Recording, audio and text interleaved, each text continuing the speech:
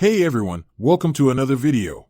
Today we're going to talk about issue number 4 of Storm from the Ashes, written by Mirwa Ayadil and art by Mirwa Ayadil. But before we dive into the story, I want to ask you a favor. If you enjoyed this video, please leave a like and a comment to help the channel grow. So with that said, issue number 4 opens with a recap saying, 6 days ago Storm's life was nearly extinguished. So to pull her out from the Shadow Valley of Death, Dr. Voodoo made a deal with the ancient spirit, Egan. Now the cost is for 7 days Storm must detach herself from her mutant abilities, but she assures Voodoo's labor to save Storm's life shall be in vain. For tonight, on the eye of her abilities' unrestricted return, Storm shall be no more. So with that said, on the next page we see Doom's palace standing high as Storm laid in her bath water, as the narrator stated that in many African cultures, before the dead are buried, the body is first cleansed in water and adorned in opulent garments. For they believe death ought to be celebrated, not mourned. For death is not the end, just a metamorphosis into something different, something more, something beautiful. And on the following page, we see Storm descending down the staircase in a green dress. And once at the bottom, she proceeded to sit at the table across for one Victor Von Doom. And as she sat there, Doom made sure to compliment her on her choice of color when it came to her dress. Now this promotes Storm to point out that if she didn't know any better she would have thought Doom was trying to flatter her. To which Doom, forever being serious, stated that Doom never flatters. And then the Sorcerer Supreme went on and said Storm didn't have to order a thing while she dined with him. For he has given his chef extensive instructions regarding her palate preferences so they may converse without interruptions. Now this plate that was created for her was the same plate that her father used to make for her as a kid, and Doom was so good at what he did that he even had her father's gumbo recipe. So with the first plate being a success, Doom's servants brought in the dessert. And as the servant did that, Doom continued to say, as a mutant who soars through the skies, I'm sure you've been cautioned all too often with the tale of Icarus. This same tale has become the mutant metaphor.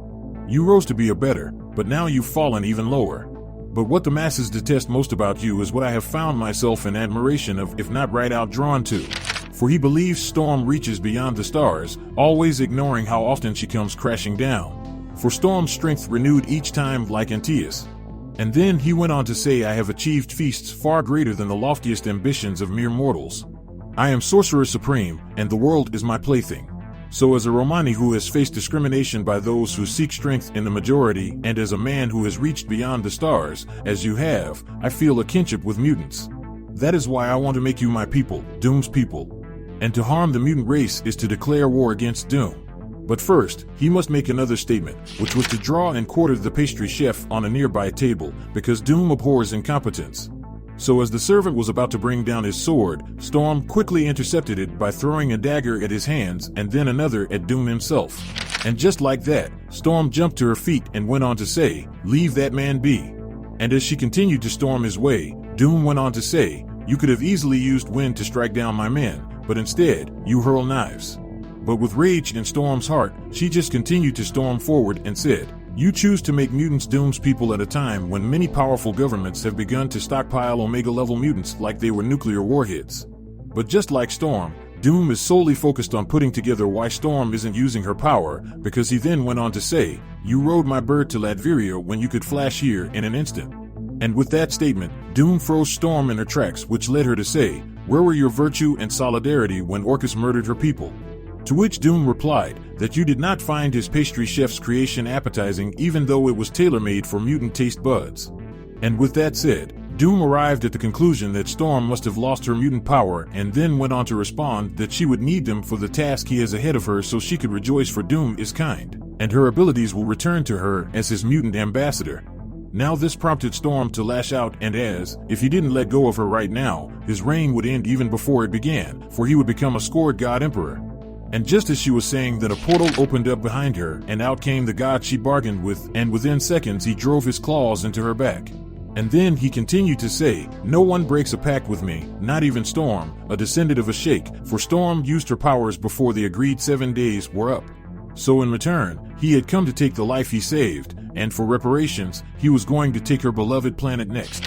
And then he turned away from Storm's body as said it had been a while since he had eaten a Sorcerer Supreme. And as Storm lay there, the narrator started to list all the injuries she suffered during that attack by saying she had a fractured skull, burst jugular, broken spine, mangled entrails, punctured heart, splintered ribs. and much, much more. It was so bad that Storm was dead before her body even touched the ground. So as she lay dead on the ground, Storm's soul transitioned over to the land of the dead, where she ran into her father's arm. And once she got there, her first question was, where is Mom? Because she wanted to tell her all the things she was able to accomplish during her time. But that was when her father told her, your mother, and I would give anything to have you with us again. And it hurts us deeply to leave her by herself, like flames in the wind. But they have seen her grow to become a flame that refuses to be put out. For the wind doesn't take from you, but instead, it fuels her. So with that said, Storm tells her father to tell her mother that she loves her, to which her father replies by saying, tell her yourself when your white hair turns gray. Because for Storm, death is not the end, for I is just a metamorphosis. Storm of Earth is no more, and in her place, there will be something new, something more, something beautiful.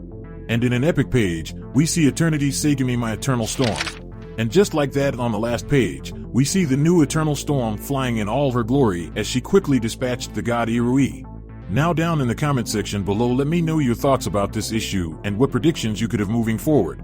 So with that established, I hope you enjoyed this video, and please don't forget to leave a like and a comment if you want to see more videos like this. Thank you for watching, and I'll see you in the next video.